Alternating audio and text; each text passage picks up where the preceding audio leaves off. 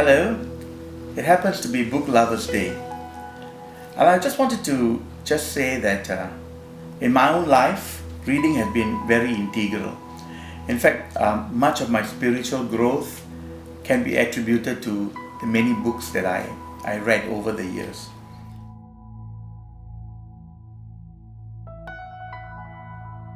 In fact, there are so many books I don't know where to start. I would say that it's not one book that actually impacted me. It's a series of books in various ways. One book which affected me a lot when I was a young Christian was the book entitled God's Smuggler by Brother Andrew. And really, it is a testimony recorded in the book challenged me in my Christian life. When I hit 50, I was recommended to read this book, Halftime. This is a book that would really speak to people who reach middle age or reach the age of 50. What it tells you is that you assess your life that you've already lived. And it's very much like a football coach who calls his team together at halftime, assesses the first half, and then makes changes to the team so that they go out and they do better in the second half.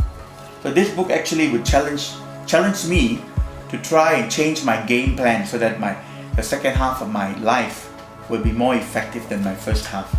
And then later on, there are other books more factual and more deeper. And these books affected my spiritual life. The books like Power in Prayer by Ian Bounds. And lately, there have been other books too, like Surprised by the Power of the Spirit by Jack Deere, and also Surprised by the Voice of the Spirit by the same author. One of the books that has really impacted my life is this book, The Purpose-Driven Life. And I read this almost about 20 years ago. And this book has not only impacted but changed my life also. It has given me purpose. It has changed the whole direction of my life. A book that really turned my life around was John Ortberg's If You Want to Walk on Water, You've Got to Get Out of the Boat. It challenged me to step out of my comfort zone. If I really want to see God do something with my life that I never thought was possible. Just like Peter in the boat. If Peter never stepped out of the boat, he would never know the experience of walking on water. And he was the only disciple who ever did walk on water. Despite all the thoughts about him sinking, we forget that he was the only one who had that experience. I think all these books really have a part in shaping my life and helping me in my Christian walk.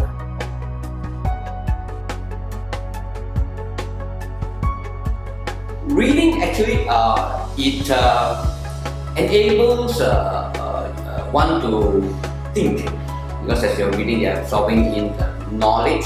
Reading is very important. Actually, my Christian growth, I found that reading books have helped me to grow in my Christian life, helped me to build a foundation, helped me to really experience God in a much deeper way and understand God. And I believe reading is one thing we must all do. Well, I suppose it's because it gives us a good, wholesome diet. If we are only going to focus and only going to depend on sermons that come from the pulpit, we could be in danger of serious spiritual malnutrition. But if we read books, then we have input and we have got ideas and thoughts and teaching from a whole array of great men of God.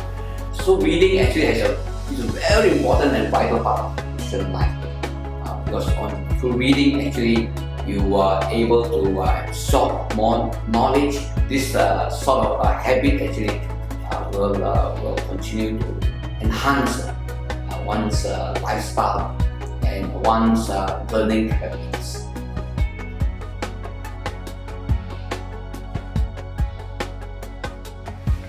Reading, let's start reading, whether it's by electronic means, whether it's hard copy.